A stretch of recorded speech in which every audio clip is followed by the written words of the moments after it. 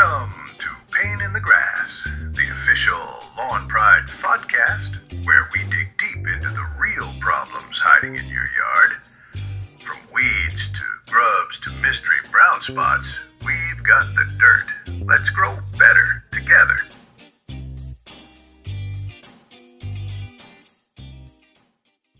You know that specific feeling of defeat when you look at a project you've poured like literal blood, sweat, and tears into. Oh, yeah. And it feels like you're actually moving backward. You're putting in the effort, but the universe is just not cooperating. A Sisyphus effect. Yeah. Pushing the boulder up the hill all day just to watch it roll back down. Exactly. And for me, and I think for a huge chunk of our listeners, that boulder is the front lawn. Mm-hmm. I was standing at my window the other day. It's that drab, gray time of year right now. And I had this flashback to last July. I was out there sweating, pushing the mower, dragging hoses. Find whatever bag of fertilizer had the greenest grass on the label. Totally. And yet, Let me guess. Brown patches. round patches, weeds popping up like they were mocking me. It felt like the lawn was always one step ahead of me, or maybe I was one step behind. I don't know. It's so frustrating. It is. And honestly, it's the #1 complaint homeowners have. You put in the sweat equity, you spend the money, but the biology just doesn't seem to care. But here's the thing. What's that? Usually the problem isn't that you aren't working hard enough. It's not a lack of effort. It's that you're working on the wrong timeline. The wrong timeline. You mean like I'm mowing on Saturdays when I should be on Tuesdays? Not quite. It's about the biological timeline of the grass itself versus, the calendar on your wall. Okay. We've got a really fascinating set of sources today, and they're all centered around this guide called The Seasonal Architect, a homeowner's guide to lawn timing. The seasonal architect. I like that. And the core thesis here is going to completely flip your perspective. It suggests that what you do to your lawn, the brand of fertilizer, the type of seed, Yeah. it matters way less than when you do it. So it's not the tool, it's the timing. It sounds very deliberate. We're not just gardening, we're building something. Exactly. The source material frames lawn care not as a checklist of chores. Right. The mow, water, feed loop. Yeah, that whole thing. It's a year-round biological relationship. It's a cycle involving grass growth, weed germination, soil health. Yeah. And it's all dictated by temperature and moisture. So if I treat the lawn based on what I see, like, oh, there's a dandelion, I'm already behind. You're reacting. And in lawn care, reacting is, it's incredibly inefficient. Right, because by the time I see the dandelion, it's already moved in. It's unpacked its bags and set up Yeah. shop. Precisely. By the time you see the problem, the biological event that caused it happened weeks ago. Okay. So the mission of this deep dive is to walk you through the calendar year, month by month, and uncover those invisible biological triggers happening in your yard. Yeah. We want to stop you from reacting to problems and, help you start preventing them. Get ahead of the biology. I'm fully on board with doing less work for better results. That's the goal. So let's unpack this calendar. To me, the lawn year usually starts when I pull the mower out in April. But based on this architect idea, I have a feeling you're going to tell me I'm already late. They're late. The calendar actually starts in what the source calls the invisible war. We're talking late winter, February, March, depending on where you live. Okay, but if I look outside in February, my lawn looks dead. It's dormant. A beige, tired carpet. It feels like there is zero biology happening out there. And that is the great misconception. It's the first trap. How so? Above ground. Sure, things are quiet, the grass blades are sleeping, Well, but underground, it's a battlefield. The source material points out that while your grass sleeps, the enemy is wide awake. the enemy, that sounds a little dramatic. Well, if you want a perfect lawn, it kind of is. We're talking specifically about crabgrass. The source notes that crabgrass is preparing to germinate beneath the soil surface right now. See, I always thought crabgrass just sort of appeared in the summer. That's when you see it. But the biology is happening now. Crabgrass seeds are sitting in your soil, thousands of them, probably just waiting for the soil temperature to hit a specific degree. And what's the magic number? Usually around 55 degrees Fahrenheit at a depth of about 2 inches. Once the soil holds that temp for a few days, boom, germination. So it's not the date on the calendar, it's the thermometer in the bird. Exactly. And if you wait until you see green weeds to do something about it, you have already lost that first battle. Once crabgrass establishes a root system, it is so hard to kill without nuking your good grass too. Okay, so if we can't see them, how do we fight them? What's the weapon for this invisible war? The guide talks about pre-emergent weed control. This is crucial. The goal isn't to kill a weed that exists. It's to stop it from ever successfully sprouting. You got it. Think of it like a shield. You apply this treatment, water dissolves it, and it creates a chemical barrier in the top layer of soil. So when the seed tries to sprout, It hits the shield and stops. It never sees the sun. that is incredibly satisfying to think about. We're fighting ghosts, stopping the future. That's the architect mindset. You're predicting the biology. Okay. But here's where people get tripped up. Okay. It's early spring, you get a warm weekend, and people get itchy. They want to see green now. Yeah. So they go out and buy that heavy-duty nitrogen fertilizer to wake up the lawn. I have absolutely done that. Wake up, grass. Here's a buffet. And that is a huge mistake in early spring. The source warns specifically about this. You have to be nuanced. The recommendation is for light fertilization. Why light? If it's hungry after winter, shouldn't I give it a massive meal? No, because of the energy balance. If you hit it with heavy nitrogen now, you force the plant to grow blades, all top growth. It looks great for a couple of weeks, though. For a bit. But the soil is still cool. The root system is just waking up. You're basically forcing the plant to build a penthouse on a shaky foundation. Ah. You deplete its energy reserves to make leaves, but the roots are weak. And weak roots in summer. Catastrophic news. So in early spring, the focus is on root development, not green blades. You want the energy going down. Roots first, shoots second. Got it. Right. And paired with that is soil conditioning. The guide emphasizes that nutrients are useless if the soil chemistry is all locked up. It's like taking vitamins when you have a stomach virus. Your body can't absorb them. Exactly. Expensive urine, basically. Soil conditioning just makes sure the pH and everything is ready to actually transfer nutrients to the grass. That makes sense. So this early spring phase isn't about making it look pretty. It's about setting the foundation. 100%. If you nail this window-stopping weeds feeding roots, you are setting the stage for the rest of the year. Okay, so we've survived the invisible war. We've been patient. Now we're moving into April and May. The sun's out, grass is green, late spring. This is the growth spurt. Temperatures are up, soil is warm, and the grass enters its most active growth phase. The strategy shifts from pure defense to reinforcement. This is when I get excited and start mowing every weekend. And you should. This is the fun part. But there's a concept here in the notes I found really interesting. It's the idea of strategic density. Strategic density sounds like something from the military. It applies perfectly. The source mentions that a thick lawn is actually the best herbicide you can buy. Better than chemicals? In the long run, yeah. Think about it. A weed seed needs two things: soil contact and sunlight. If your grass is a dense, lush carpet, the sunlight never even hits the soil. There's no room. You are naturally crowding out the competition. So the best defense is a good offense. Exactly. So in late spring, your goal is density. This is where you switch to balanced fertilization. Now is the time to boost color and blade growth. Okay, so now I can open the buffet a little wider. Now you can open the buffet, but you also have to shift your weed control strategy. The pre-emergent was for stuff that hadn't happened yet. Now you might see some broadleaf weeds popping up. Dandelions, clover, the usual suspects. Right. This is the time for targeted weed control. And the key word is targeted. You aren't blanket bombing the whole yard if you don't need to. You're just dealing with the stragglers. And I'm guessing this is also when the bugs show up. Unfortunately, yes.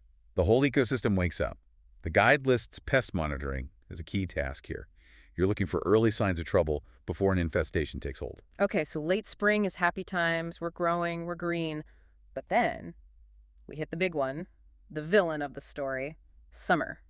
June, July, August. The stress test. See, this is where I get it wrong every single year. In my head, summer is peak lawn season. I want it to look like a baseball field. So I'm watering it, feeding it. I'm trying to force it to be perfect in July. And that is exactly what the Seasonal Architect Guide warns against. The advice here is really clear. Summer is not about growth.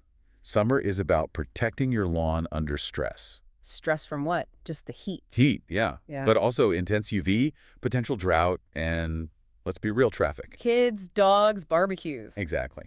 The lawn is under physical and environmental attack. So if I try to force it to grow during that attack, I'm making it worse. Much worse. Think of it like this. You're running a marathon. It's 95 degrees out. You are exhausted. Miserable just imagining it. Now imagine someone runs up and forces you to eat a giant steak dinner. Oh no, I'd pass out. That's your lawn on high nitrogen fertilizer in July. The source warns that applying the wrong fertilizer now can actually burn the grass. You're pushing its metabolism to grow leaves when it's desperately trying to conserve energy just to stay alive. I've seen that burn. You think you're helping, And 3 days later, you have yellow stripes. It's heartbreaking. It is. So the don't list for summer is crucial. No excessive growth. Instead, you focus on controlled fertilization, just enough to sustain health, maintenance calories. Okay. What about the pests we were monitoring? By summer, monitoring turns into critical action. The source highlights grub and insect control as a key summer task. This is the invisible killer. Grubs. Those are the gross little white things underground. Right. They're beetle larvae, and they eat grass roots. So picture this. It's hot. The sun is baking the blades from above. And the grubs are cutting off the water supply from below. It's a double whammy. The plant has no way to cool itself. If you have brown patches, you can pull up like a loose piece of carpet. That's grubs. Game over. It happens more than you think. So summer is defense, grub control, and treatments to improve drought tolerance. You're gardening for survival, not aesthetics. Okay, so we lower our expectations for summer. Survival mode. We limp through August. The air starts to crisp up. We hit fall. The powerhouse season. See, this surprises me. By September, I'm done. I put the mower away and think, season's over. See you next year. And that is the single biggest mistake people make. According to our source, fall is arguably the most beneficial time for treatments.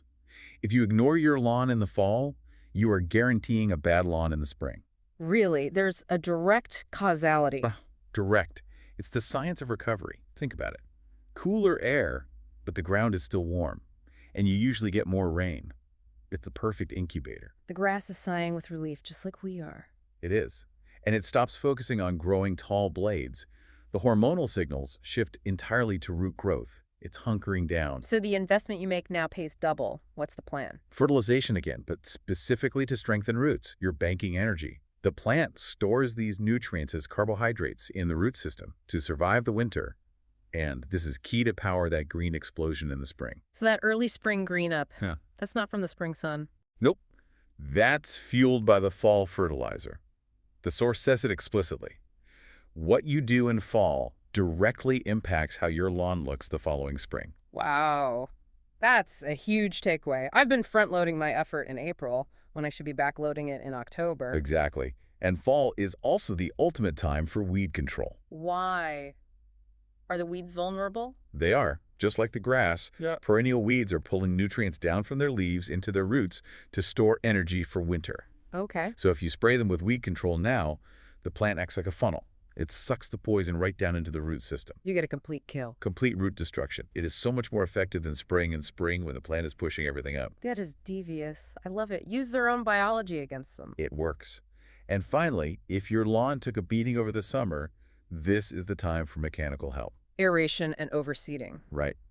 You have to relieve that compacted soil, let oxygen and water get down to the root zone.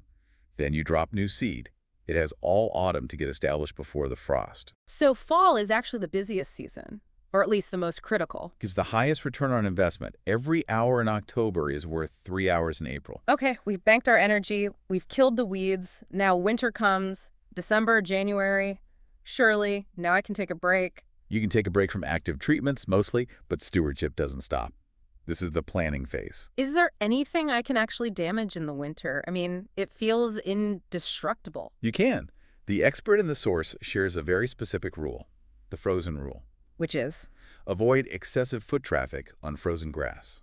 Really? Just walking on it. Think about it. Grass blades are full of water. When it freezes, that water turns to ice crystals inside the plant cells. If you walk on it, You physically crunch the crystals. you shatter the cell walls. It's like breaking a glass pipe. You won't see the damage right away, but come spring, you'll have these yellow, dead footprints across the yard. Wow. Note to self, keep everyone off the frosted lawn. And keep the debris off. Leaves, branches, Yeah. they can promote snow mold and disease. But mostly, this is about planning for next year. Correct. The source, which comes from Lawn Pride, notes that this is the time to book your services. Because if you wait until April to call someone, you've already missed the invisible war. That brings up a good point. Is this timeline universal? I mean, a listener in Florida versus a listener in Michigan must be on a different clock.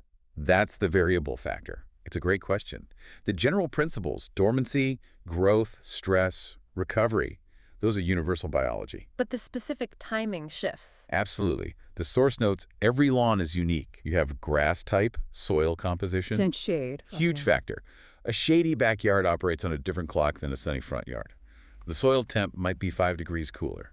So crabgrass germinates 2 weeks later there. It's not just apply on May 1st. It can be overwhelming. That's where the professional edge comes in. Companies like Lawn Pride of North Charlotte, who provided this data, they use science-based customized treatments. They're not guessing. They're tracking soil temperatures daily. They're using data, whereas we're just looking out the window. Right. They apply the seasonal architect concept with precision.